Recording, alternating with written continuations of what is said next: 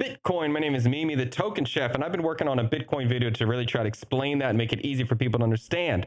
So let's check out Jack Mallers' explanation of Bitcoin in very simple terms. See if we think that's easy to understand. See if we think that's a good way to explain it for people. By the way, this is not financial advice. I am literally a cartoon monkey. So take that for what it's worth. Let's hear it. So for someone who's just listening to this podcast, who's maybe heard about Bitcoin, but they haven't really thought about it and been exposed to it properly, can you give them the 101 on what the Bitcoin value proposition is in your eyes? Totally.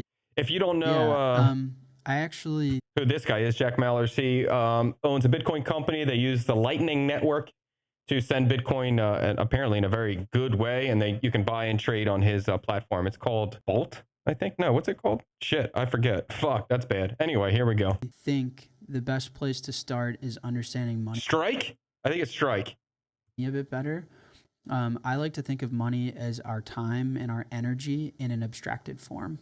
What I mean by that is you do this podcast in exchange for that, you get money. I run Strike in exchange for that. Strike, yeah, there money. it is. You mow a lawn, you fix a windshield, you drive a car for someone else, you get money. So money is the market good that captures our collective contributions to society.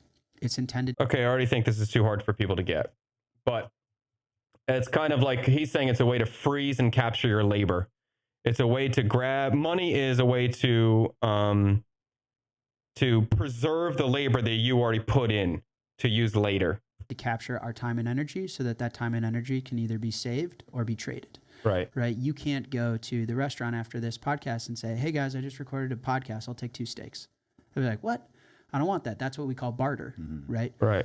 To solve for barter and scale the economy and allow us to hyper specialize on something like a podcast. Like a podcast isn't a tradable market good for dinner, for gas, for groceries, but it is for money.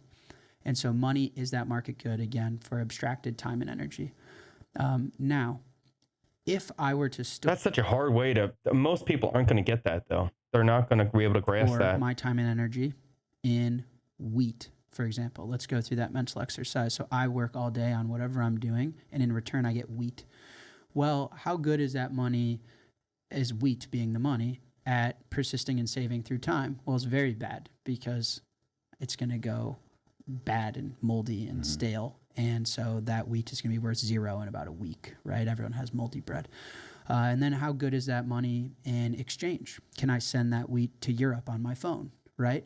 And so thinking of money as how to capture your time and energy is a very powerful idea, as opposed to like a piece of paper, or as opposed to something that your government, whatever. I don't think you need to explain money to people, though, when you're trying to explain Bitcoin. It's a good analogy for money, or a good way to define money as a capture of your labor. But starting with that, I think for most, Bitcoin's already too hard or above people. So this is great for some people. It tells you to use. Then contrast it to the dollar. If a government can print their own money and debase their money, that means they're debasing by proxy your time and energy. Does that make sense? Absolutely. So also a government's ability to borrow their... This is just more of like why Bitcoin is the best money, or why he thinks it's the best money. I don't know. Anyway, let's keep going. own money is, in my opinion, as close to time travel as we've ever seen, because you're borrowing the time and energy from the collective populace from the future. That's crazy. You're taking time and energy from the future and saying, we'll pay it back at some point. That's as close to time travel and as malicious of an act. But every time the U.S. government prints a dollar, they're devaluing me in my life, because I've spent time and energy here on this planet. In return for that, I've got U.S. dollars, and now those U.S. dollars are worth less. People don't get that either. Yes. And so the idea that you have a money that's fixed, can't be debased. So the holder, the time and energy of those that hold it cannot be debased. And then that lives outside the purview of a government or a central party or a corporation or any individual is the most powerful concept when it comes to storing our time and energy. And you'd have to think through the history of money. Well, historically, you try and get as close as you can, right? Bitcoin right now, I believe, is as close as we can to the perfect store for our collective time and energy. But once upon a time, it was gold. Yes. Why? Because those collection of chemicals get us kind of close. It's harder to find more gold and debase our time and energy than it is silver, than it is copper, right? And people think of real estate. as a place to store wealth, store time and energy. Why? Because you can't print any more land. Unfortunately, that doesn't mean you can't print any more real estate, right? They're going to build a building that's 1,000 stories high in Manhattan one day. So we've tried to. It also means you can't protect your house from a fire, or you can't. The government could take your home, so it's not an excellent form of savings. It can be destroyed or stolen by others, or captured by others, I guess you could say. Find vehicles. Even financially captured, not necessarily just taken from you, but they could just, the property taxes can go up. That are close enough at the time and energy piece. And Bitcoin, my interpretation of Satoshi and Bitcoin is the tool that's best equipped to be money, which is the tool that's best equipped to store your time and energy and allow you to save it and exchange it for something in the market. So, that advancement is so powerful. Here's the last, sorry, I know I'm ranting at this point, but I think the last thing I'll say, and this may get a little weird or dark, but I like to compare the guarantee and promise of Bitcoin as a fixed money to the guarantee and promise of death and that we can't live forever. What I mean by that is that the fact that I'm going to die and I know I'm going to die is what allows me to value my life. If I knew I could live forever, I'd go to the gym in 10,000 years. I'd think about reproducing in 100,000 years. Why would I? The point is, how would I ever be able to value today? If there's infinite amounts of dollars, infinite amounts of debt, infinite amounts of printing currency, it doesn't allow me to value the paycheck I'm getting now. And so the promise that I will die is... That's not true. Even if there's infinite amount of currency or infinite amount of debt, people still value their paycheck so they can go to a restaurant tomorrow or fill the gas up on their tank tomorrow. If you are financially beyond comfortable, then maybe your paycheck doesn't matter today. But for most people, they value that paycheck deeply. What allows me to value my life? Time as an asset is infinite, but my time isn't. And it's the promise of Bitcoin, the fact that I have a money that is fixed that actually allows me to value my time and energy right now. And so when you hear Bitcoiners say, I got into Bitcoin, I got healthier. I got into Bitcoin, I lowered my time preference. I got into Bitcoin and I thought about the world differently. It is going from a life of infinity, which is impossible to value, to a life that is finite, that requires you to value it. Does that make sense to you? Yeah, that makes complete sense. I don't agree with that completely at all. To me, it's just a life-altering technology and an advancement in money, which is how we capture, exchange, and save time and energy between each other. Amen. I think that's one of the best explanations. Even if I live infinitely, I can still value a moment. If I live infinitely and I create a child, I can still appreciate that moment with that child, whatever that may be. I understand his analogy, but I don't think it's a great one.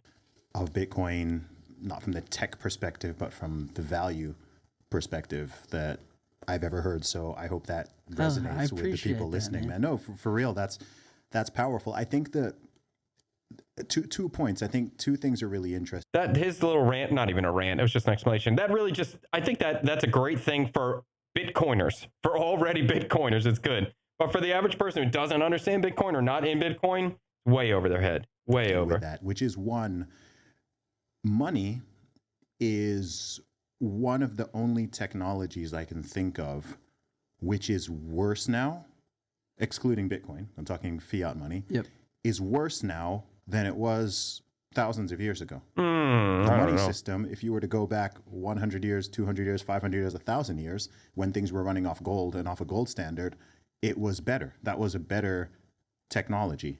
Yeah, but you had gold in your bed, and then there was raiders that would come and kill you and steal from you. Like that's not true at all. And right now, even if it's annoying, even if I need the permission of the banks, I still can send money to a family member in a different country. I couldn't do that before. We had to put gold on a boat. This is not a good, I don't like what they're saying here. I disagree. I mean, I understand gold was hard money, but it still sucked 1,000 years ago. In terms of all the things that you're talking about than what we have now. And then I think the second point is just that almost everybody who is alive today, vast majority of people, have never known any different. People are just used to the broken money system. When you even say money, people's brains go to a dollar bill or, euros or pounds or numbers in the bank account or whatever. People don't really think of money as that stored labor and energy, which you can then That's use true. to trade for other people's labor and energy in the form of And that is a good goods analogy. and services, which is what it is. If you work a job, if you run a business, if you have a career, we are all constantly exchanging our time and energy for goods and services, right? It's just constant exchange, and we do that through the medium of money because we can't always barter, as you were saying. But I just think that because it's, you know, when did the U.S. go completely off the gold standard? 1971. Yeah. And I think in the 1930s, the process began. It's around the world wars. Yeah, or in many places. And so this is just what people are used to, right? It's just like, oh, inflation is just a given. Some people think inflation is good. Some people say, and you're just like, wait, if you think about it, the idea that you store $10,000 today, and then the next year it's worth $9,500, and then later down the line, you know, you can get to a point where, you know, that 10,000 is now worth 500 or 1,000, and people kind of just accept that, and you're just like, no, that's not meant to happen. And historically, that wouldn't have happened to say if you'd stored your money in gold. I talked to my father, who came to the UK from Nigeria in the 1970s. The first time. My dad's a medical doctor. And his point too about money being like better 1,000 years ago, you can buy gold today. You know, if you wanted to, you could have put your savings in gold. You don't have to save in your government currency. A physician, and this is the 70s. We're now in 2024. Head of the household of a family of now 7, but at the time would have been 5 or 6. Medical doctor in the UK. What do you think his annual salary was in the 70s? Geez, in the 70s? Yeah. What was a house? As a doctor. Like, a house was like 20 pounds. So, 50,000. 8,000 pounds? No way. 4,000. Oh, pounds? 4,000? 4,000 pounds? That was a good guess. Yeah, that was I was a thinking good of guess, dollars. I wasn't thinking of 4,000 pounds. But a still, year that's as a shocking. medical doctor It's in crazy, the UK, man. right? And now you're just thinking like, gosh, I mean, earning 4,000 pounds a month as a doctor wouldn't be a good salary. You couldn't And pay back that's- your loans. Wow. Yeah, and I mean that's only 50 years ago. It's not that long. He tells me the story of he and my mom wanted to What do buy a medical certain house, doctors make in the UK now? Does anybody know that? Put in the comments below. which cost like I think 15,000 pounds. Not the deposit, the whole house. 15,000 pounds at the time. That would have been maybe $25,000. And you know they were like, no, that's out of our budget. You know we can't afford that. And now in many places, I mean, you can't even get anything under $500,000 in some places. Yeah. You know, approaching $1 million. So it just shows when you were talking about them, you know, the Fed or the central banks or governments just stealing from people, stealing labor, stealing value from people born and unborn. It's very real. And I think if people truly woke up to that, then there would be some form of real revolution. Yeah, well, I think they are. Yeah, that's exactly right. You know, so your dad earning 4,000 pounds a year, and I believe a house, would you say it was 15,000 that they were looking at? Yeah, maybe, you know, 10,000 to 20,000, depending on what you wanted. Right. So that sounds like 2.5 to 3 years worth of work to acquire. What's crazy is if people look, I encourage everyone listening to go look into metrics like the average year someone gets married, the percentage of the populace that turns into a homeowner. It's all going very bad. So, for example, everyone used to get married around 22, 23. Everyone's now getting married around 32, 33. Life expectancy is going down. Home ownership's going down. Divorce rates going up. And these are all metrics that tell me that in order to live a life what you're pleased with, it's requiring more time and energy. You know, your dad could have worked 2.5, 3, 4, 5. I mean, this is true. I mean, that's true. It's also not true. It's just people live longer too, so they're not as much in a hurry to get started with family. So I think both are. What he's saying is true, but it's not 100% true. There's other factors involved too. And yeah, people are going to college, but they didn't really do that before, so their life started earlier. Now life starts later. 5 years to own a home. People are having to work 20, 30, 40. The home ownership is a bad number, though. That's a bad number. 50 years to own a home. They're still the same humans. Yep. So by debasing the currency, again, if you think of it as time and energy in an abstracted form, you're increasing the time and energy required to live a sustainable life. And it deteriorates society. It's really an awful, malicious thing to do to, when you say steal from people, they are stealing the time and energy from the collective populace. When your groceries double, when your McDonald's order doubles, whatever that is for you, and your gas price doubles, it's just requiring more time and energy for you to have the life that you need to have. You know what, Jack? I think you have just nailed a much better definition of what inflation truly is and why it's so bad. The standard definition of inflation is either, increase in the money supply, devaluation of currency, or just prices going up. Someone could say that they're often the same thing.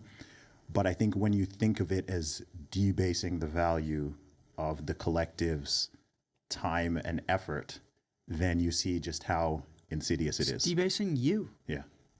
It's like, what are you made up of? The energy you contribute and the time you have. Yeah. It's debasing the currency, but you can choose to be out of that currency. Anyone can still own gold and silver, even though it's not as easily accepted anywhere. You still can go to gold and silver. You can go to Bitcoin now or crypto if you want. So it's not necessarily debasing you. It's debasing you if you decide to hold your government currency.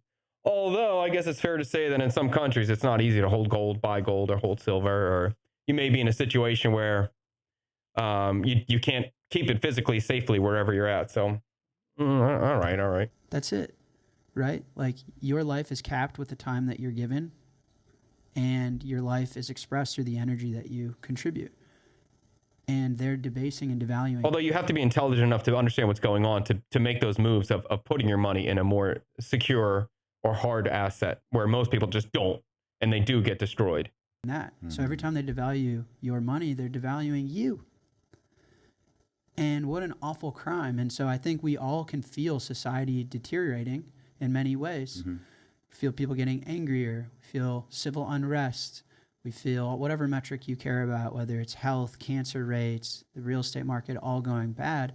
And I think people are looking for a solution, and I hold the personal opinion that the money's broken. And when I say the money's broken, it's like our ability to store, save, and exchange time and energy is fundamentally broken.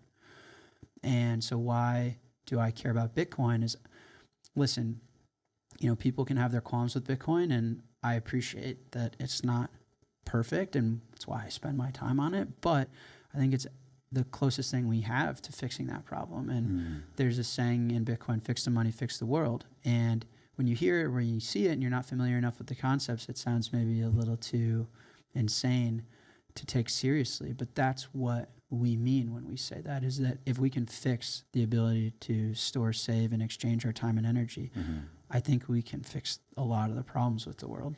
Well, I guess I really do like Jack. I think he's a very intelligent young man. I don't think that's the best explanation of Bitcoin for... Here's the name of this video. Jack Mahler's explaining Bitcoin in simple terms. I guess it explains it in simple terms if you're already in the field, if you're already in the game and you know what's going on, but not simple terms for the average citizen of the world. If you enjoyed this video, subscribe to the channel. If you want to support my work, I'll put some links down below for Bitcoin and other cryptos you want to help me out. If you do trade shit coins and like meme coins, you can check out Most Elegant Monkey Ever. I think it's my favorite meme coin right now. I think it's the best opportunity in crypto, especially at these prices. Anything else? I don't know. Do you hold Bitcoin? Let me know down below. Is that your biggest bag? Do you have another crypto that you really are pumped about you want me to check out? Until next time, stay elegant.